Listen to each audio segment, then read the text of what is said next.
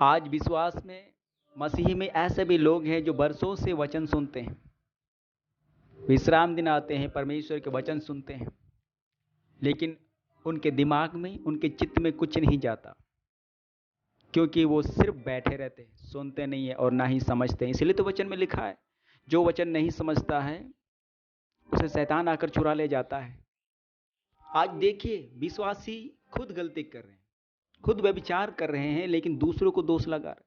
खुद पाप में गिरते हैं, लेकिन दूसरों को और दोष लगाते हैं, उंगली उठाते हैं कि इसके वजह से मैं पाप में गिरा, इसके वजह से मेरे जीवन आज ऐसा है। खुद देखते नहीं है। जानते हैं, आज विश्वासी उस उत्पत्ति में चला गया है। आदम की कहानी आप जानते हैं। आदम को पता था आज्ञा क्या है, उस फल को नहीं खाना था, भले और बुरे के ज्ञान के वृक्ष का फल को नहीं खाना था। परमेश्वर ने साफ मना किया था, लेकिन उसकी पत्नी बहकावे में आ गई और खा ली, और क्या हुआ, आदम को भी दे दिया। अब परमेश्वर जब आया और पूछा तो आदम ने क्या उत्तर दिया? उसने कहा, हव्वा ने मुझे दिया था इसलिए मैंने खा लिया। अब देखिए, जो आदम दूसरे पर दोष लगा रहा है कि इसकी वजह से मैंने खाया। क्या लग रहा है आपको कि परमेश्वर ने आदम को निकाल दिया कि नहीं निकाल दिया? परमेश्वर ने आदम को भी निकाल दिया, हव्वा को भी निकाल दिया। इसलिए निकाल दिया क्योंकि आदम ने आज्ञा तोड़ी थी। परमेश्वर ने सिर्फ हव्वा को नहीं निकाला। अगर ऐसा होता तो परमेश्वर सिर्फ हव्वा को निकालता और आदम से कहता, हाँ आदम तो बहुत अच्छा है, तुझे तो इस स्त्री ने बहकाया इसीलिए तू पाप में गिरा। परमेश्वर कभी भी किसी का पक्षपात नहीं करेगा। आज्ञा यदि आपको मालूम है, आप खुद पाप करते हैं या आप खुद व्यभिचार में गिरते हैं, तो उसका लेखा आपको देना होगा, किसी और को नहीं।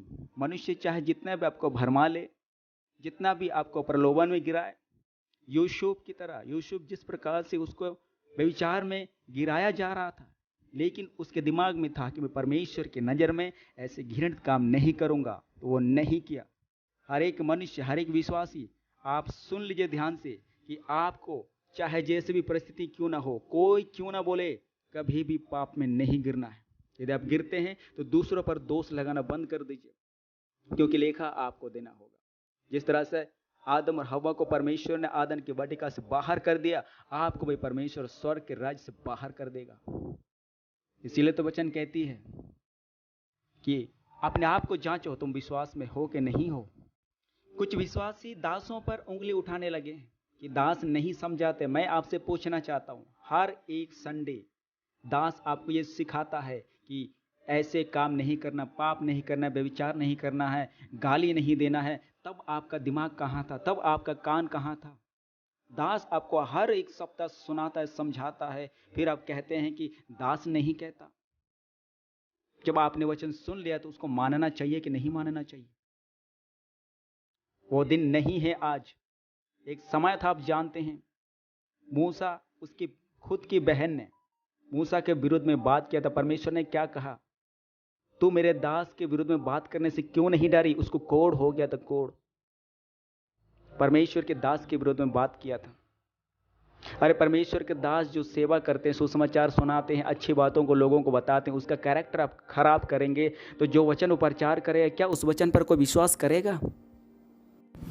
पहला तीमुथियुस 5:19 पढ़िए। वहाँ पर पौलुस ने साफ साफ कहा है कि अगर कोई प्रचीन पर कोई दोष पाया जाता है तो तुरंत से न्याय नहीं करना है, जब तक कि 3 गवाह ना खड़ा हो जाए कि इन्होंने हाँ पाप किया है, इस प्रचीन ने पाप किया है या इस सेवक ने पाप किया है, तभी उसको जो है आप न्याय करिए। क्योंकि एक सेवक जो कलीसिया चलाता है, उसके वजह से सारी कलीसिया में जितने विश्वासी हैं उनको ठोकर लग सकती है। क्या इन बातों को आज ध्यान दे रहे हैं लोग? सालों से वचन सुनते हैं, लेकिन कोई भी वचन के दिमाग में नहीं है। हर एक मनुष्य को अपना लेखा परमेश्वर को देना पड़ेगा।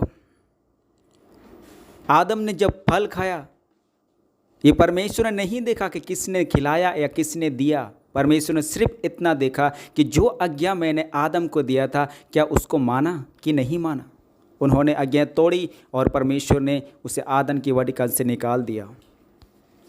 मैं आप सबसे कहना चाहता हूं कि अपने आप को तैयार रखिए, प्रभु का आगमन निकट है। कभी भी इस धरती पर कुछ भी हो सकता है, कभी भी परमेश्वर यीशु मसीह का आगमन हो सकता है।